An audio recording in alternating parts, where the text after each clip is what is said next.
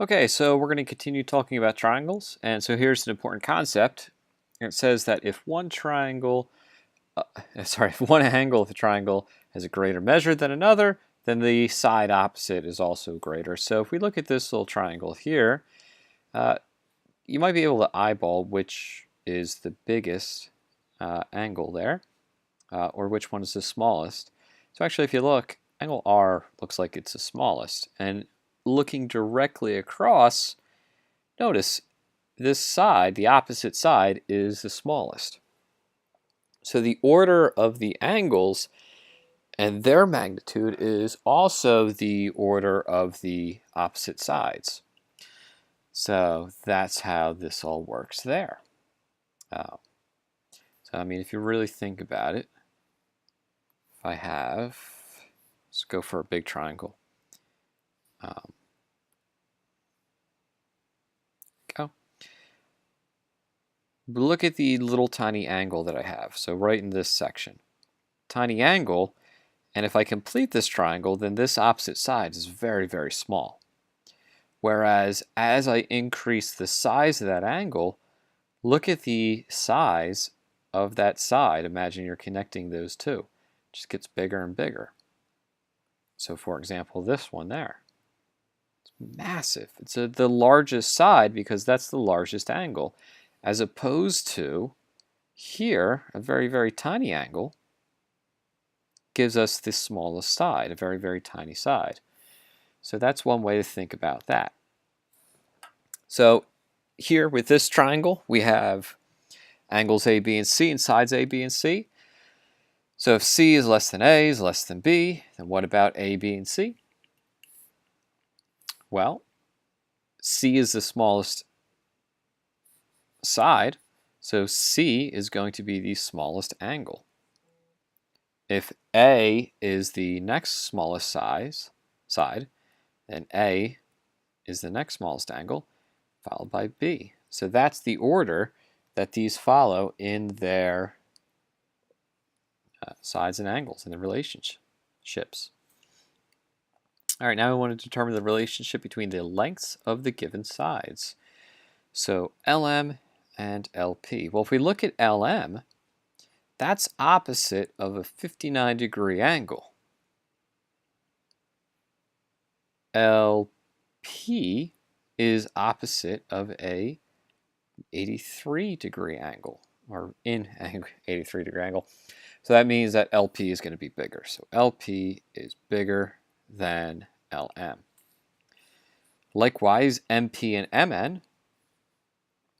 So if we look at MP, there's MP and there's MN. MP is opposite this 79-degree angle. MN is opposite this 44-degree angle. So MN is going to be smaller than MP. So MP will be larger. MN and NP. Well, NP is right here. That's opposite a 57-degree angle. And MN, yet again, has 44, so MN is the smaller angle and the smaller side. MP is here, that's opposite 79-degree angle, and LP is here, and that's opposite of an 83-degree angle. So actually, LP is going to be slightly larger. So notice there's not much to do with the actual sides here. All we're doing is we're looking at the angles and figuring out what the relationship is with the sides. All right, now here's an important theorem. It's the exterior angle inequality theorem. So what it says is that if an angle is an exterior angle of a triangle, so here we have angle 4 is the exterior angle, then its measure is greater than the measure of either of its two corresponding remote angles. So it's going to be greater than 1 or 2. Well, if you remember though, previously we looked at the exterior angle theorem, And that said that angle 4 was equal to 1 plus 2. So if you add up two angles to get this, well, yeah, they must be smaller than it, right? Like 5 plus 2 is 7. Both 5 and 2 are less than 7, so it just makes sense. So here is it in action. So here this is 100 degrees, meaning this angle must be 80. This is 60, meaning this is 120. So the two remote angles are 40 and 80.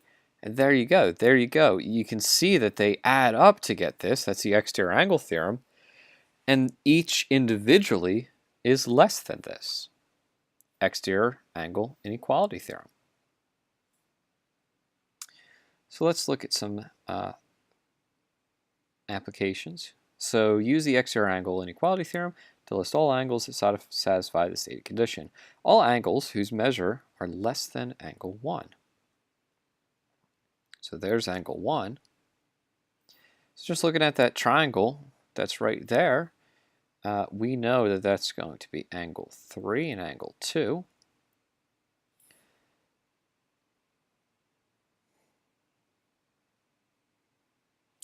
But if we also extend this triangle to that, we know it could also be angle 5. We don't know enough about angle 4 because that's actually the sum of those two angles. We could also say the same thing about angle 8.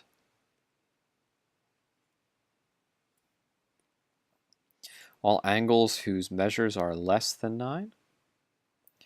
Same thing, but from the other side. So we know it's going to be 6, angle 7, and angle 3.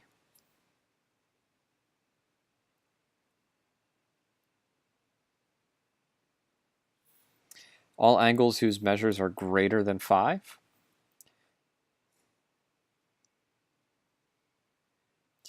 Well, we know angle 6 is going to be larger. But angle 5 and angle 4, these interior angles there, so angle 3 would also be larger. And also angle 1, if we look at this triangle. Then all angles whose measures are greater than measure of angle 8, well, definitely angle 9, and going for the same approach, angle so these are the two corresponding interior angles. There's the exterior angle, so angle 5, and same with angle 3 and with angle 1, right? Because I can make this big triangle, there's the exterior angle, big triangle, exterior angle. And so that's it there. So just a small theorem. Yet again, tricky theorem, but once you know it, the problems are actually straightforward.